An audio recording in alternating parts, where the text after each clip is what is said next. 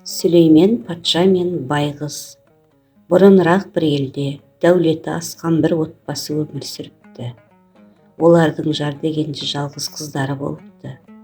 Жалғыз қызы өзімшіл, өр көкірек, арам ойлы, дүние құмар, жақсылық жасап көрмеген десек. Оның мұндай озбырлығына төзбеген халқы шөл далаға сүйреп апарып, жалғыз қалдырған екен. Ал қыз болса, су іздеуге ерініп, құмның үстінде қорқынышты бейнедегі құсқа айналған десек.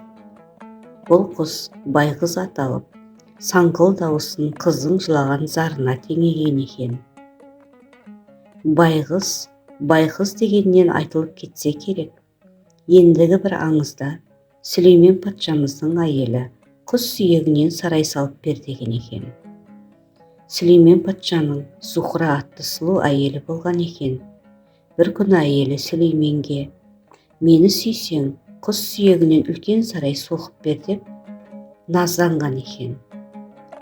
Нақсүйерінің көңілін қимаған патша күллі құс біткенді ортасына жинап, құстар аяқтарынан тұсаулап, тұмсықтары тесіліп, сымға тізілген соң: «Түс көрдім, түсімде ғажап сарай көрдім. Досым Жебірейлі, құс сүйегі деген сарай осы. Кілең құс сүйегінен салынған сол сарайға аңсарым әбден ауды. Сендердің сүйектеріңнен сондай сарай тұрғызсам деген арманым бар» дейді Сүлеймен патша. Құс біткен басын иіп: «Патшайым, сіздің әжетіңізге жараса, жанымызды алыңыз, сарайыңызды соғыңыз. Біздің сүйек сіздің жолға садақа» дейді.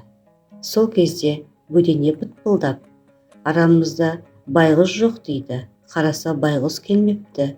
Сүлеймен қаһарланып қаршығаға: «Байғызды дәреу менің дәргейіме жеткіз» деп бұйырады. Қаршыға байғызды алып келеді. Патша оған: «Шақырғанда неге келмейсің?» деп ақырады.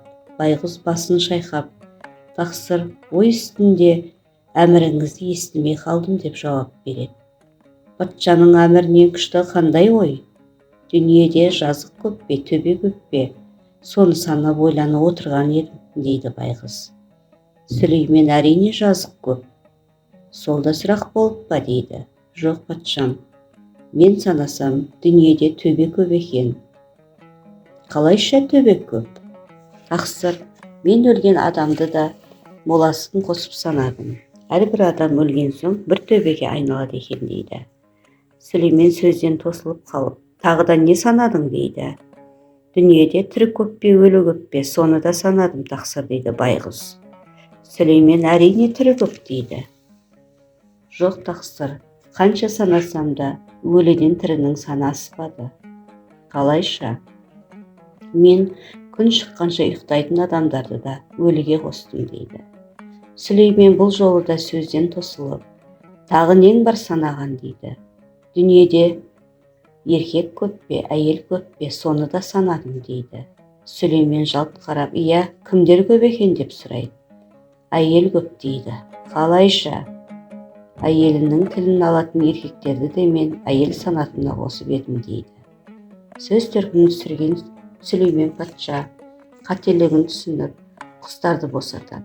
Құстардың аяғындағы тұсауларын шешіп жатқанда тірі қалғандарына қуанған торғай мен ұзақ тағатсызданып ұшып кетеді. Аяқтарын байлаған тұсаулары толық шешілмегендіктен олар әлі күнге дейін секеңдеп жүреді екен. Құстарды сымға тізгендіктен олардың тұмсығында тесіктері қалыпты. Байғыздың тұмсығы сымға тізілмегендіктен оның тұмсығы өте қалпында қалыпты.